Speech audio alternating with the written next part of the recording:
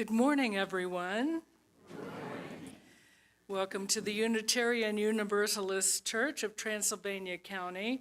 I'm Janice Cannon. I'm your worship assistant today, and we are so glad to have you guys with us. Each of you bring such value for us to create the whole loving community that we are. We are an inclusive congregation, which means you're welcome here, no matter who you are, where you come from, what your background is, or who you love. If you're a first-time visitor, we want to extend a very special welcome to you and invite you to get to know us better in the coffee hour right after this service. I have a couple of announcements today. One is the Fall Mountain Retreat up at the mountain in Highlands. That's from October 13th through 15th, and you sign up online at the mountain website. If you have any difficulty signing up there, you can ask for some assistance from the office. The second announcement is Bob is having us write postcards to get out the vote. And if you would like to be included in that, please contact Reverend Bob by email.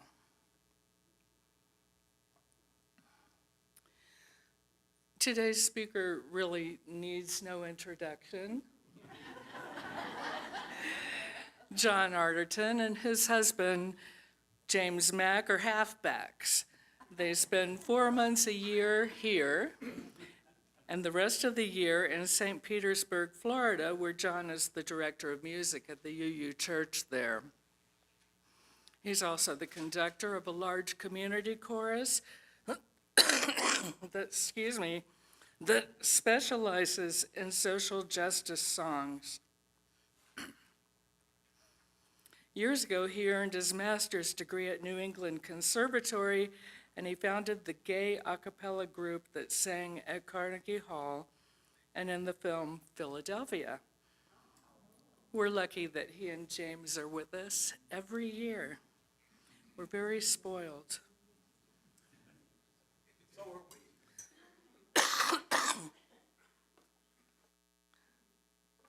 we. We'll move into our joys and sorrows. And Alice is going to help me with those.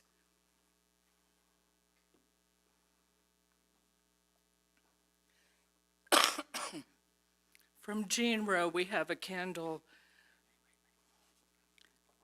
Here, let me get it for you.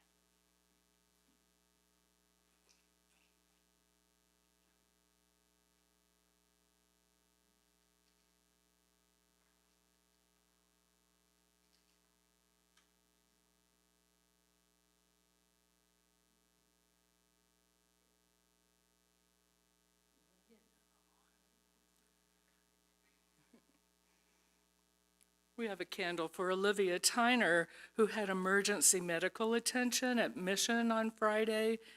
And today, she's going to move into a Brevard College dorm for her sophomore year. We need thoughts and prayers for Gypsy, who is recovering from an illness.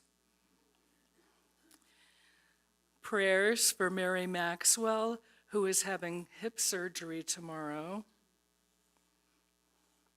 And from Bill and Gail Myers, a joy their grandson is with them, visiting for 2 weeks.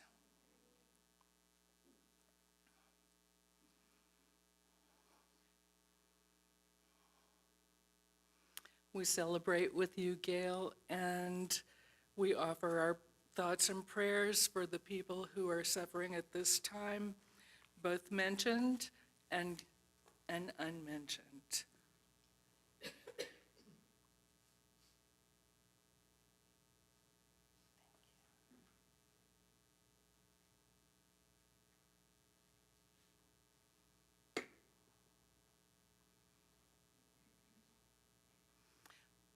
Please remain seated and greet each other.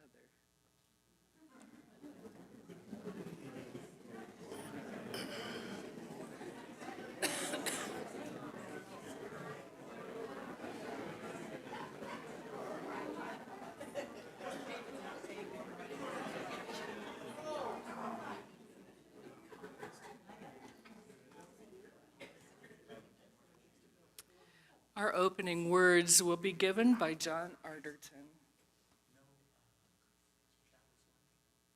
After. It's not in the order. The order is right here. Good morning. Well, thank you so much, and thank you, Janice, for allowing me to speak. She asked me to speak about music, and I said, oh, that's going to be tough. I can't really keep that to 20 minutes or so. And she said, oh, you could talk for an hour or so if you want. So, but I won't. Our opening words this morning are lyrics from one of my favorite hymns, and we're going to sing it later. It's called We Laugh, We Cry. We seek elusive answers to the questions of this life.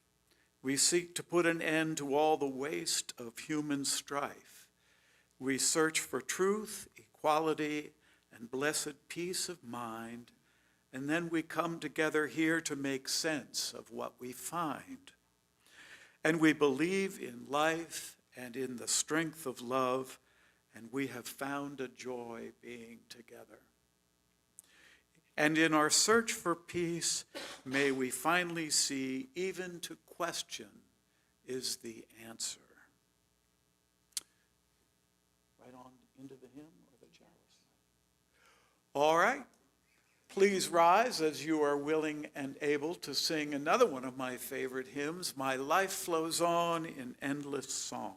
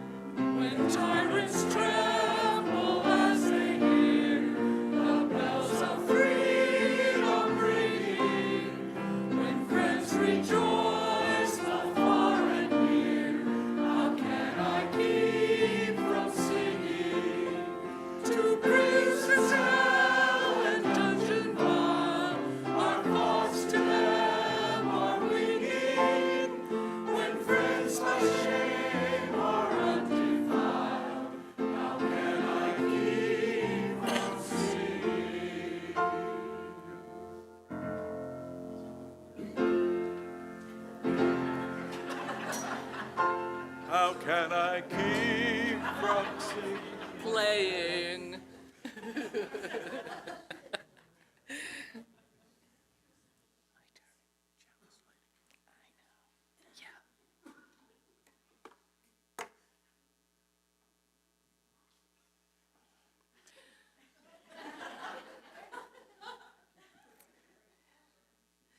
In my opinion, there is no way to join the universe quicker or more fully than through music. So I just said that, but this guy's going to say it a lot better than I just did.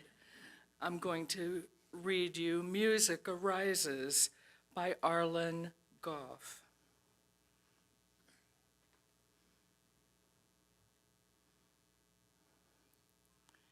Music arises from depths unknown, often without words, but never without meaning. And spirit rises from deep within me, seducing my body to join the song. First a tremor in the soul, then tapping of the toes. Breath aligns with breath. Heart beats in syncopation. And a stuttering buzz in my throat becomes a hum.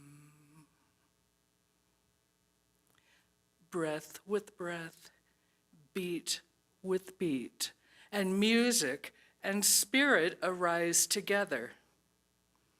Wed with faith and hope and love and power, a song is born, bursting from my lips in sweet, sonorous symphony.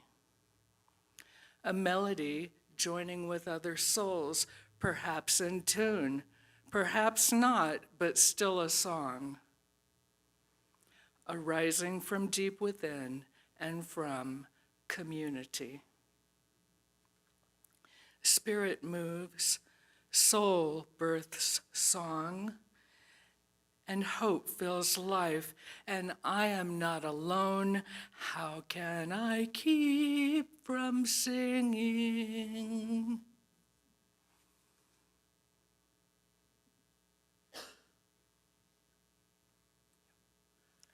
Thank you, Janice. That was a perfect reading, I thought. Do we have any children here? Do we have any young at heart? Young at heart, raise your hands. Well, if the children had been here, we'd teach them a song, which I know you know. And I think it's simple but profound. And if you've ever been to, if you've ever watched Sesame Street, you may have heard this song. Or if any of you happen to be old enough in the 70s to remember a group called the Carpenters, I don't think anybody would probably, yeah. John, what key are we going to do this in? What's that sound? It goes like this. Join me as soon as you know it. Sing, sing a song, sing out loud, sing out strong, sing of good things, not bad, sing of happy, not sad, sing a song, make it simple to last your whole life long. Don't worry if it's not good enough for anyone else to hear. Just sing, sing a song. Some of you are miraculously singing with your mouths like. So we're going to do it once again, and everyone is going to pretend that they're singing, because we're not going to worry about whether it's good enough, right? One more time, John. Sing, sing a song, sing out loud, sing out strong, sing of good things, not bad, sing of happy, not sad, sing a song, make it simple to last your whole life long. Don't worry if it's not good enough for anyone else to hear. Just sing, sing a song. Hey, beautiful.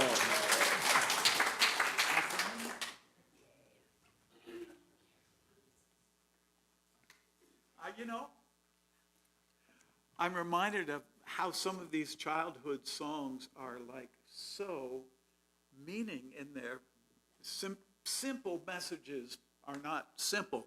For instance, row, row, row your boat gently down the stream. Merrily, merrily, life is but a dream. Row, row, no.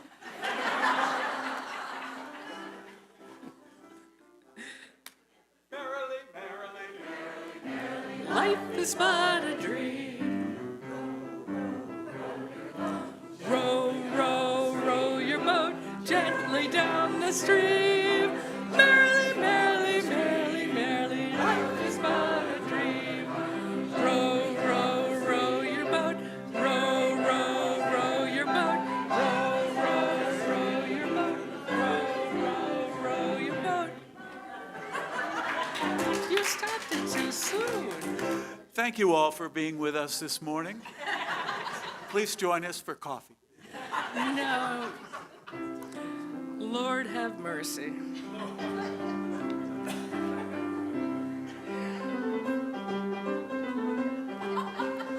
And now we'll have a piano solo. Anyone else before I move on?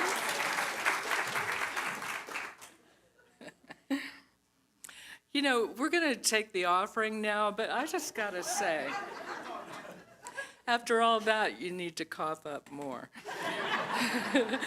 But what I really wanted to say is how fortunate we are, how much gratitude we have that we are able and take joy in being able to give, to nurture our UU experiences, and to support our community.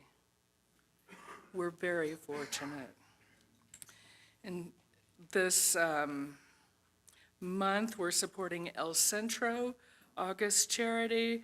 We have provided envelopes in the collection baskets to receive your contribution. Please come forward.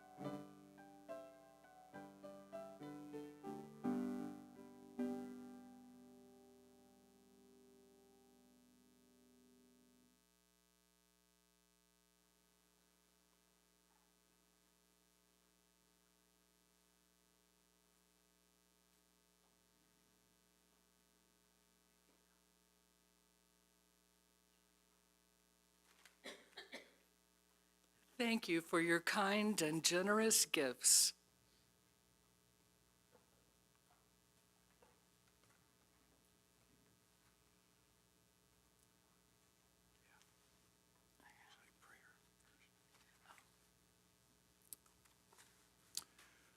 I invite you now into a time of prayer and meditation with the wonderful words of Mary Oliver. How many of you know Mary Oliver? She actually was an Episcopalian, although we like to claim her. I only know that because James and I used to live in Provincetown, Massachusetts on Cape Cod, and she lived about 100 yards away from us. And James opened a guest house there, and he had this poem on the wall. This being human is a guest house. Every morning a new arrival, a joy, a depression, a meanness, some momentary awareness comes as an unexpected visitor. Welcome and entertain them all. Even if they're a crowd of sorrows who violently sweep your house empty of its furniture, still treat each guest honorably. He may be clearing you out for some new delight. The dark thought, the shame, the malice, meet them at the door, laughing, and invite them in. Be grateful for whoever comes, because each has been sent as a guide from beyond.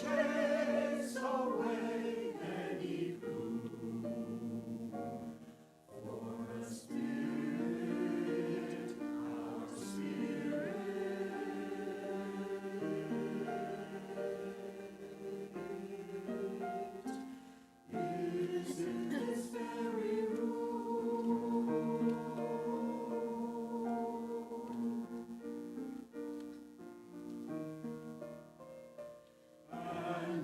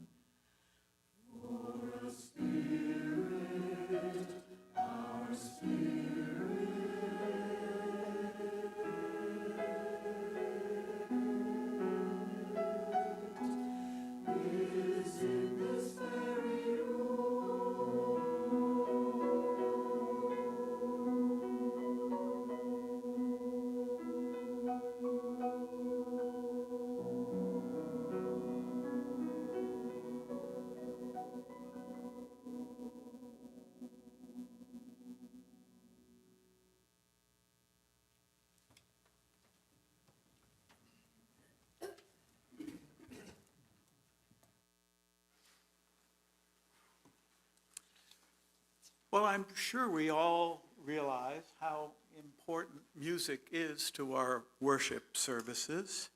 Am I right? Here's what some people said about the miracle of music. Jackson Pollock once said, "Love is friendship set to music."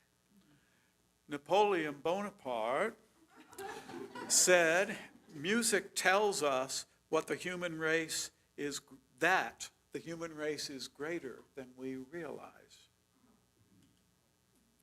Victor Hugo said, "Music expresses that which cannot be put into words and that which cannot remain silent." Jazz pianist Benny Green said, "A jazz musician is a juggler who uses harmonies instead of oranges." Leonard Bernstein said, "This will be our reply to violence, to make music more intensely, more beautifully, more devotedly than ever before." I love that. He said that at Riverside Church after, I think it was the assassination of Dr. King, I'm not sure.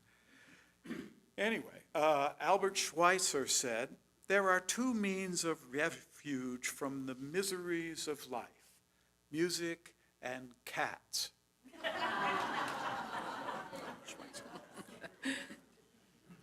Oliver Wendell Holmes said, "Alas, for those that never sing but die with all their music in them." Robert Benchley said, "Opera is where a guy gets stabbed in the back and instead of dying, he sings."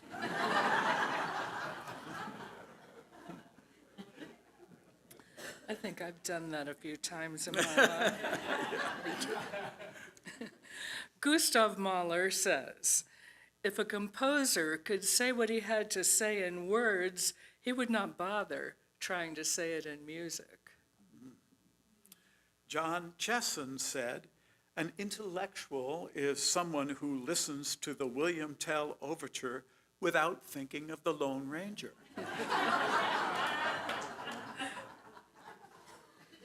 Longfellow said, "Music is the universal language of mankind."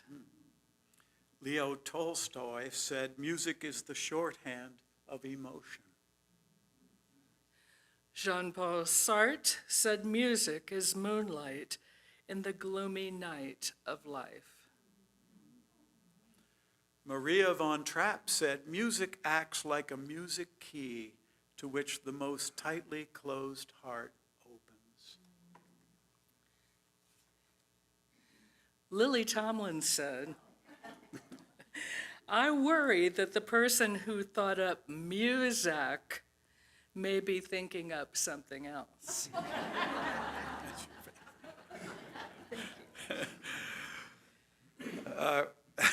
Songwriter Harlan Howard said, "Country music is 3 chords and the truth." Thank you, Janice.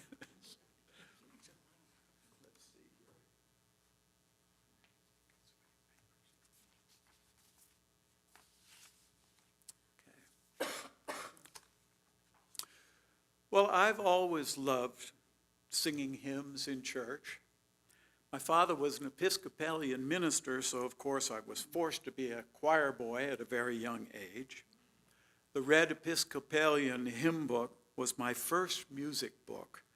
I treasured it. I'd sit at the piano and I'd try to plunk out the melodies and figure out what music notation was all about.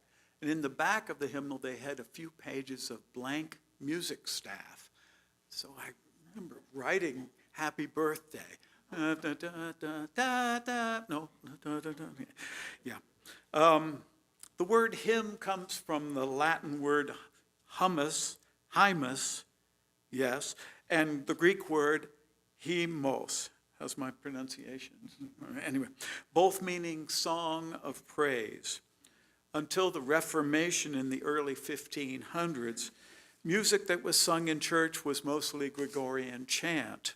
sung, of course, in Latin. Gregorian chant is sung without a regular beat or pulse.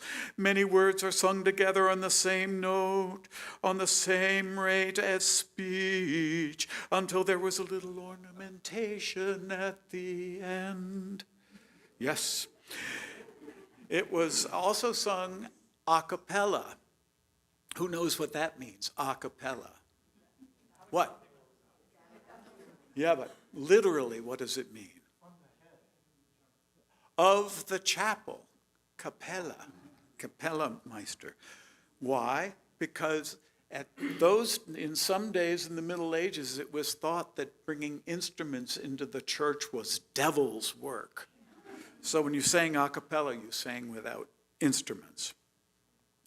But after the Reformation, hymns were sung in churches, and they were brought in from many different traditions, and they were adapted for Protestant churches. They were sung in the language of whatever country you happened to be in, and they were sung with a ready, steady pulse.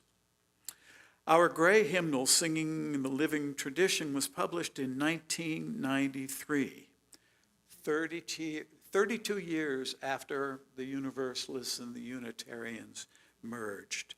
So I'm going to invite you to join me in looking at the gray hymnal. And if you don't have one near you, raise your hand. We'll try to spread one down. If you see one that's used nearby,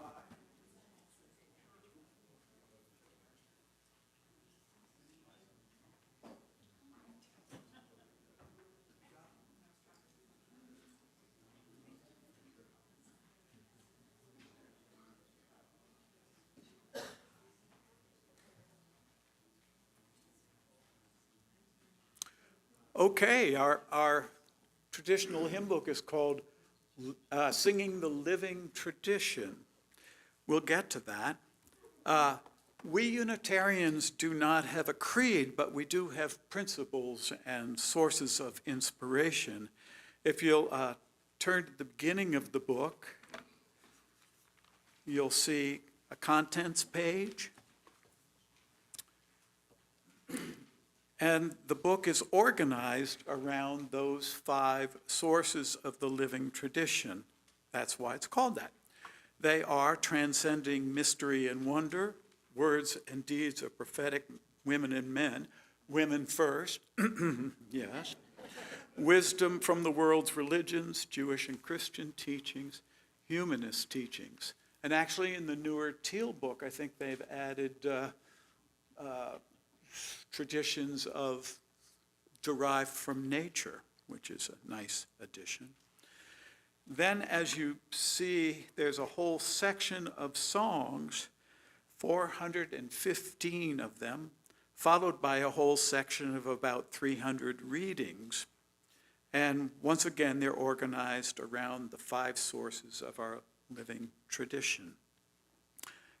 There are some wonderful poems and bits of prose here by writers from various cultures and religious traditions around the world, and I recommend that you flip through them and read them sometime if you haven't already done so. There's a preface written by the committee that put the hymnal together. Undoubtedly, the people who did this gained a few friends and lost many by including some songs and leaving out some other songs. I love this sentence. Go down to the 4th paragraph, the 2nd sentence. Differing understandings of taste and relevance exist throughout the Unitarian Universalist Association and shall continue to do so. Right? Yeah, we're UUs. Yeah. Okay.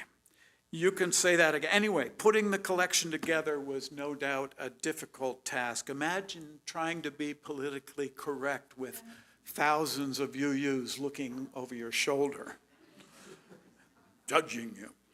Of course, the lyrics of some more traditional Christian hymns had to be changed. Most choirs have had frequent arguments. differing of opinions about the words of a piece of music, right? Yeah, sometimes we'll start rehearsing an anthem. Eh, what? No, nothing? Is that true? Yeah. We'll start rehearsing an anthem and somebody will object to the word Lord or Father, right? And so we start changing the words. And everyone has different ideas. I mean, we are UUs after all.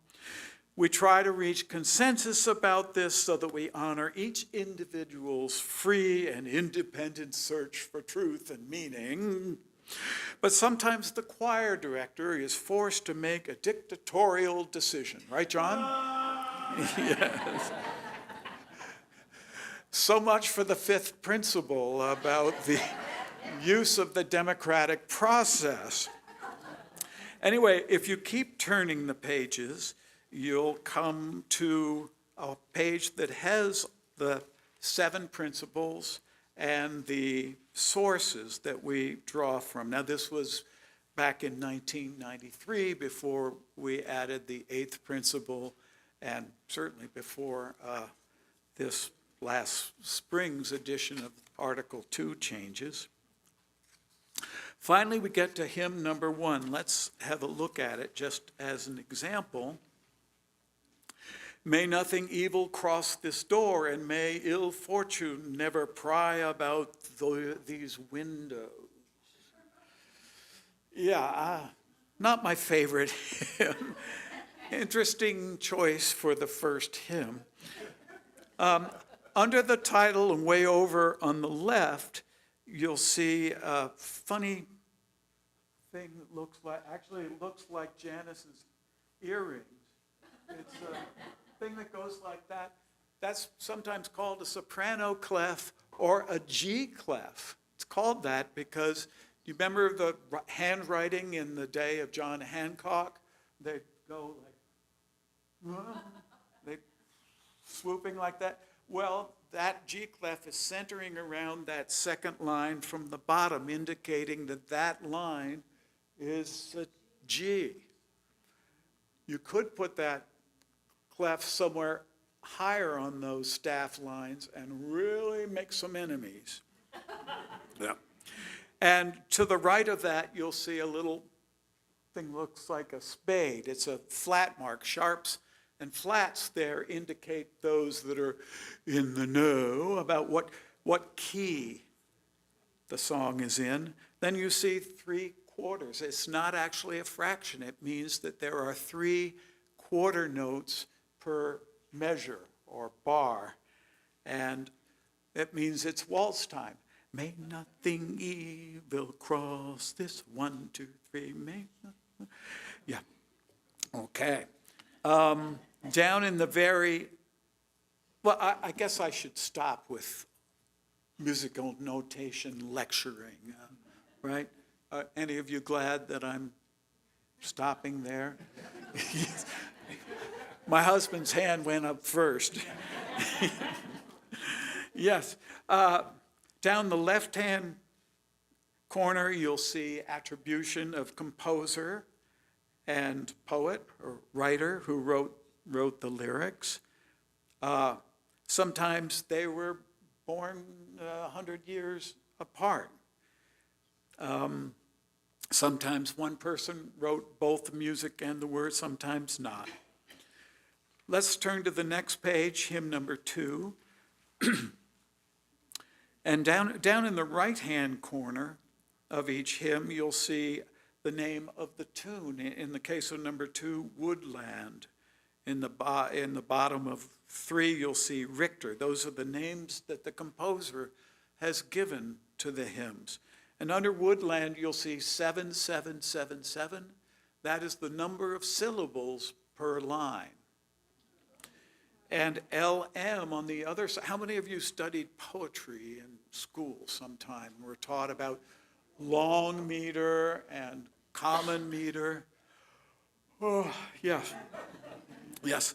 So long meter actually is 4 lines of 8 syllables each. If you turn to hymn 4, down the bottom right-hand corner, you'll see Jackie, the name of the tune, and CM, that means common meter. It's the most common meter, and that's 8 syllables followed by 6. I brought my spirit to the sea. I stood upon the shore. Da, da, da, da. Let's see, where am I?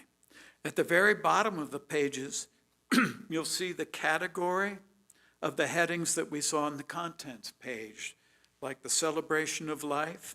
These continue throughout the book. So if you just take your book and kind of flip, you'll see all the sections that were in the contents. Now you can, so the book is organized. Sometimes we use organized things even though they don't look like they've been organized. Right, Bob? Yes. Okay. Now let's take a look at the back of the book. You've got, as I say, 415 songs, and then you've got 300 plus readings. At the end of reading 733, you'll see acknowledgments. And you've got several pages. Each hymn and each reading has credits. Can you imagine trying to get the copyright permission to put these in your hymnal for 733 items? Yeah, that was quite a bit of work. So if you flip ahead, you'll see index of first lines and titles of readings, and they're in alphabetical order, which is useful. Then you'll keep flipping and you'll see the topical index of readings. And they've grouped them into different themes, which is very useful for anyone trying to put a service together, to try and keep everything in line with a certain theme. Keep flipping. Next section you'll come to is the list of composers, arrangers, authors, translators, and sources.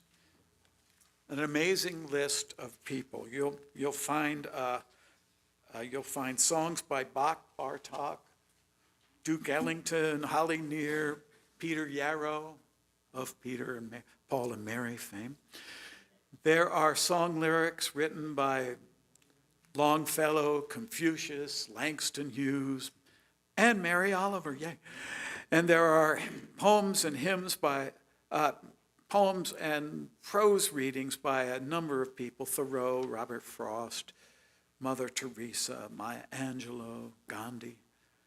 Then after this, there's an alphabetical index of tunes. And you'll notice that some of the tunes have more than one number following. And that means that there are several different sets of words that go with that particular tune. Then comes the metrical index of tunes. And this relates to the number of syllables per line. If you'll notice the second category there, CM 8686, though that's the common meter. Amazing Grace.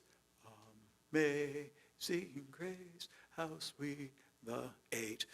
Say a wretch like me. 8686.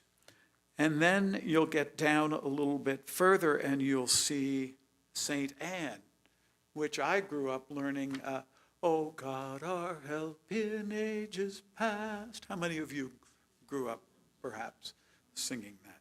Oh, the Baptist didn't sing that? No. Oh, you did? Well, since these songs have the same meter, in this case, the hymns are kind of interchangeable. You could sing the words of Oh God, our help in ages past to Amazing Grace. Oh God, our help in ages past. Or you could flip it. You could sing Amazing grace, how sweet the sound that saved a wretch like me. Yeah, and that comes into use. People don't do this very often. You'll be glad to know. But if you really like the lyrics of a hymn, but you can't stand the melody, you can exchange it, perhaps. Yeah. Anyway, then you're going to keep flipping, and you'll get to the topical index of hymns, just like we had topical themes for the readings. Then there's one category that I find interesting about this hymnal is there are no patriotic songs. It's funny because in my old Episcopalian hymn book, there was, the national anthem, America the Beautiful, the Navy hymn, the Army hymn, but not here. But we do have one. Così si chiela Africa. The South African national anthem is in our book, but nothing from the U.S. Now, some people say that Unitarians don't sing hymns very well because they're always trying to read ahead to see what the lyrics are and see if they agree with them. Yeah. I don't know if that's true, but I think everyone does kind of get attached to the old hymns, especially those that they grew up with. And I think you'll agree with me that it's weird coming to a UU church and singing a hymn that you knew in your childhood with a certain set of words, and you come in here and it's like, what is this, right? How many of you were here Easter morning?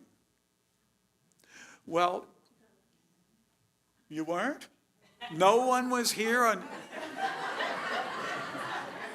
Well, amazing, Grace. No, so, yeah, in my day we would sing, Jesus Christ is risen today. So,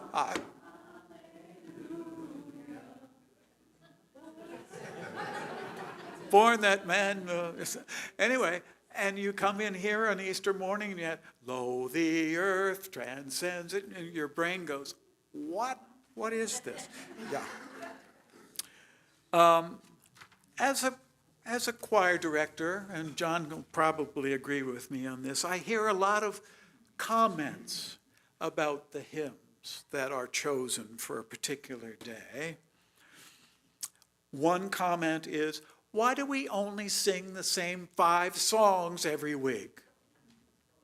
And the other one is, that last hymn was a stinker. Am I right, John? Oh, yeah.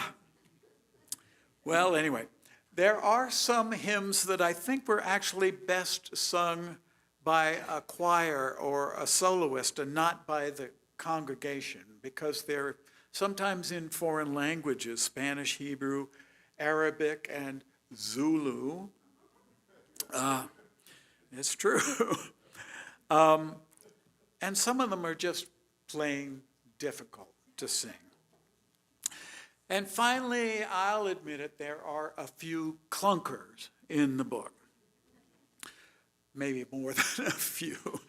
I, for one, hope I never have to sing Heap High the Farmer's Wintry Hoard.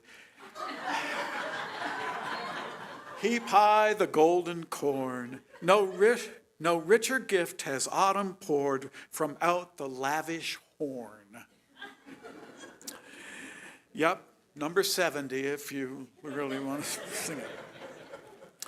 But by and large, the Singing the Living tradition is an amazing collection of songs and readings, all of which play quite a large part in our Sunday services. And I can't imagine having a Sunday service without music in it. Singing together centers us, inspires us, challenges us, entertains us, and helps us to define who we are as a congregation. They bind us together.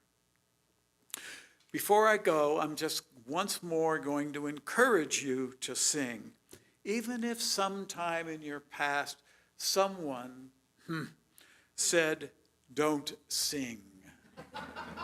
How many of you had that experience? Look how many. Wow. Carlene, did you raise your hand? Oh, okay, Joanna. Anyway, when we were children, we sang quite enthusiastically, didn't we? And then somebody said, "Oh, singing's not cool," or somebody,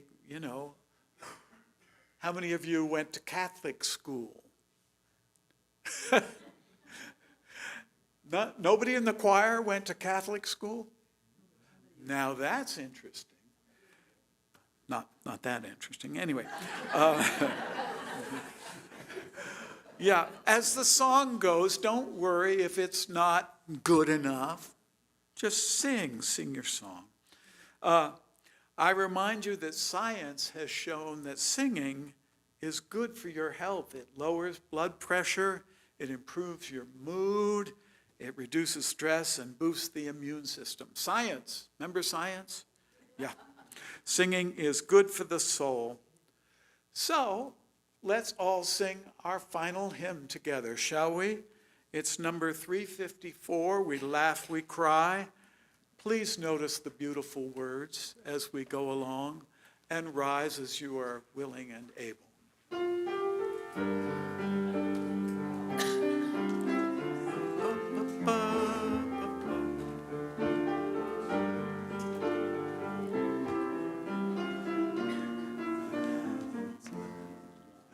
We laugh, we cry, we live, we die, we dance, we sing our song.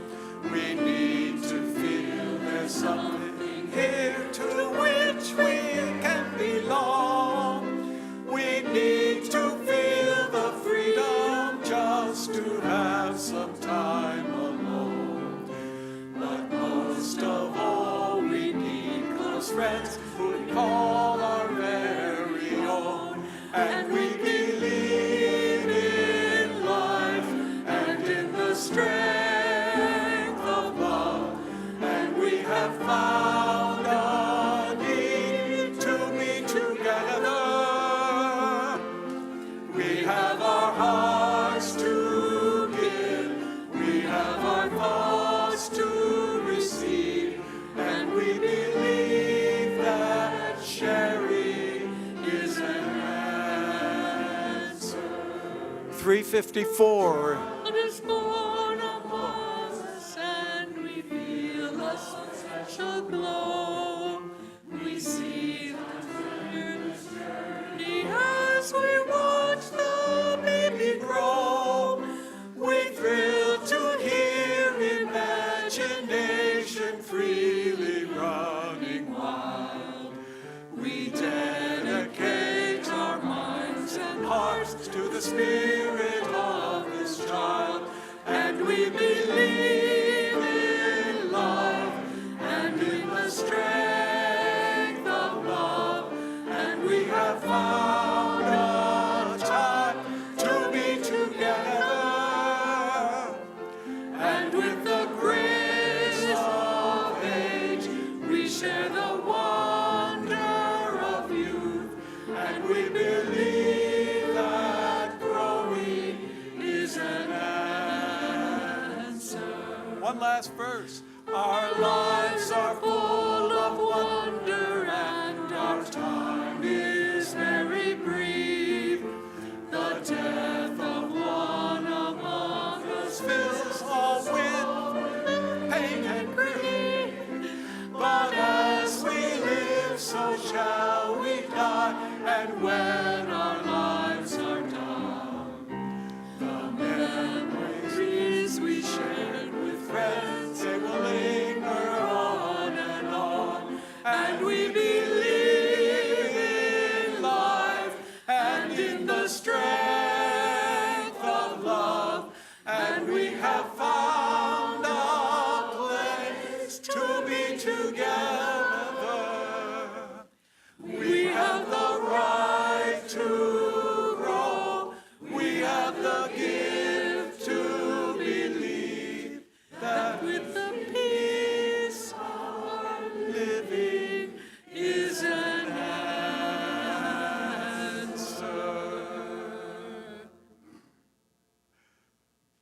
about the last words that question is the answer. Anyway. Here we go. Please remain standing as we extinguish the chalice. We extinguish, I don't know what word just came out of my mouth, but it wasn't extinguish. We extinguish this flame, but not the light of truth, the warmth of community.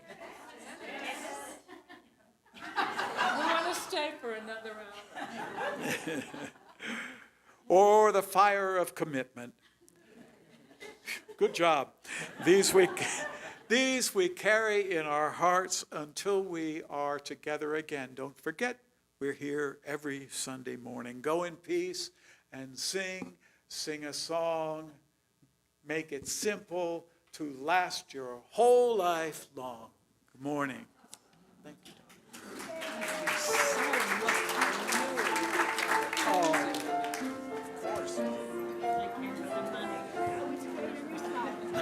I did smile. Who could not smile? Oh, thank you, darling. Can you do that every week? No. That was special. Oh,